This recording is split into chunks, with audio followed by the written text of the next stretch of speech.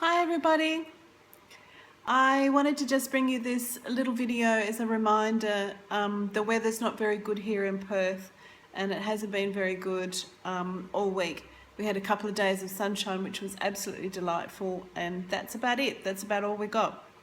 And I had been out and about today, and I'd been in meetings, and I'd been with my web development team, and I'd been talking to some other associates, and there was lots of changes that were happening that were quite unexpected, and I could feel myself with the weather and with everything that was going on. I was driving home and I was thinking to myself, why do I feel so frustrated? I was feeling really disempowered, I suppose, was in a lot of ways. And I ended up ringing up my partner Frank and saying to him, I just feel completely out of sorts today, and it probably wasn't the best day for me as far as productivity and moving forward. And I could hear myself starting to outline all the things that hadn't worked for me today and all the things that weren't that cool for me today.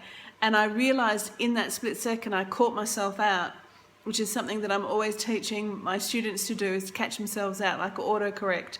And I realized those very things that I was talking about, I was actually going to keep attracting them. And that's what you need to keep reminding yourself, is that how many times are you repeating the facts of what went on in your day, or what went on your week, or what's happened this year. And it's been a really difficult year for a lot of people, and a lot of my clients have been saying that. But how often are you talking about it? Because when you talk about it, and especially when you start to put those feelings back into it again, I could feel that I was right there in that moment. And even though that moment for me at some point was this morning, or even lunchtime, or 1 o'clock, it was like I could just morph right back to that moment, and I was telling him all about it. And then I stopped mid-sentence and said to him, I realize what I'm doing is I'm like reliving that moment and reliving that frustration, which is actual negativity. And I realized that if I didn't pivot that and I didn't autocorrect that then I would be bringing more of that in. And so I quickly changed, and then started to tell him about something really cool that happened today that made me really happy, and it was really good. And then I could feel my vibrations changing. And it's not that you're dismissing that particular thing that happened as in not happening, but you have to understand that once you've moved through it, once it's happened, if it's still under your skin, if it's still bothering you, if it's still affecting you, if it's still something that you're wanting to talk about, if you still feel like it's still sitting there and it's playing on your mind, and that, then you're not at peace with it. Something's happened, and particularly if we go through parts of our moments of our day where we feel disempowered, or we feel powerless in some way. Remember that frustrations will always come up when we're trying to figure things out, particularly if our ego mind is connected to that and it's trying to control things. And of course I was trying to control stuff today. I was trying to make things a lot easier, but it wasn't my forte. So how to shake off that negativity is just simply to be aware that you're reliving a moment or reliving a passage of time, and you're describing it like that. You've jumped right back into it. And as much as you might be using the words that say, I just want to tell you this, or I just want to share with you that, or just, guess what happened to me today, but it's not probably the best story that you've had, is that the right time to be sharing it? Because should it actually be something that you're trying to go inside of yourself and saying, I need to make peace with that today? Sometimes making peace with something is actually saying, I'm not going to relive it. I'm not going to actually bring it up inside of me. I'm not going to talk about it. I'm just going to let it sit. I could talk about it tomorrow. I could talk about it next week. It might be something that I want to bring up, in a month's time or something like that. But sometimes we just have to go to that place where we're just understanding that as much as we're feeling the emotion of what just happened, or what happened today, or what happened last week, and that emotion is still in us and it might be churning, particularly if it's triggered something inside of us, doesn't necessarily mean that we need to talk about it. Women in particular want to do this type of talking. Men sometimes don't. Men will still hold it inside because you can actually see their mood. And I can often see this in my partner too. He sort of gets into this mood where he doesn't want to talk, but I can see that there's something inside of him it's bothering him. But when you start to realize that the first thing to do is to recognize this. Then you'll actually then get to a place where you want to pivot this. And I knew straight away. I knew straight away that these yucky feelings that I was going through, I wasn't feeling the best. It wasn't a topic that I really wanted to talk about.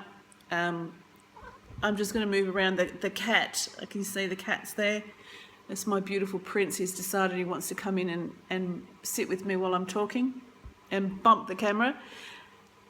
The next stage after you've recognised that you've gone to that negative energy is to just shake it off. And so I was driving home, I was on the freeway, and I literally was actually saying, okay, Margit, shake this off. Shake it off, shake it off, shake it off, get rid of it. It's not something I want to take home. It's not something that I want to bring into my home. It's not something that I want to have around me. It affects everything that I do, even being able to be with Prince, my cat, and I can't connect with him. I can't connect with my partner. I can't even cook a lovely meal if I'm not in that right frame of mind and that peacefulness. So I just actually literally go like, shake it off, shake it off. Like, okay, let's get rid of this. This is not something I need to carry with me. This is something that I've been in. I've already been in that meeting today. I've already been in that conversation today. I don't need to bring that home. So I shake it off, and it might take a few minutes. I mean, I came home, I drove home, I listened to some great music in the car, I have some fantastic CDs, motivational CDs, and some other spiritual leaders from America that I love to listen to. And I came home, let the cat outside, made a cup of tea, sat down, put some lovely music on, lit a candle, and I could feel myself going into that lovely, peaceful place again. Then I spoke to my partner on the phone, and we were talking about how was your day and what are things happening, and he's on his way home, and he said, oh, so what's been happening today? And I could have easily just gone to that place and said, oh, the meeting didn't turn out the way I wanted it to, and it was really frustrating, and the guys are taking longer, and it's costing more money, and there's more challenges. And I just went, no, I don't want to talk about that. That's just not something I want to call into my energy again. And of course, realising that they probably have talked about that on previous days, and so that's what would have created this morning's meeting.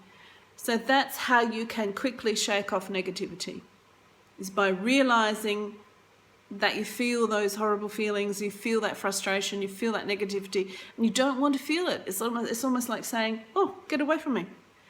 And then by realising that you need to focus and go into yourself into a space. And so if you're, in the car, on the train, or wherever you are, if you're still at work, or just try and take a step away, or put your headphones in, listen to something good, make yourself laugh, tell a joke, just change, pivot, change in that minute, shake it off, and don't bring it back again. Every time you bring it back again, every time you talk about it, then understand that you're creating, and you're saying to the universe, let's bring that frustration back in again, or let's bring those negative feelings back in again. So this is my little tip for you, and I hope that you'll find that this week at some point, until the sunshine starts to come back in full time for us, and I know that we're all craving some vitamin D and being able to step outside. It's been a very long winter. So shake it off and stay positive, and I'll talk to you really soon. Light and love.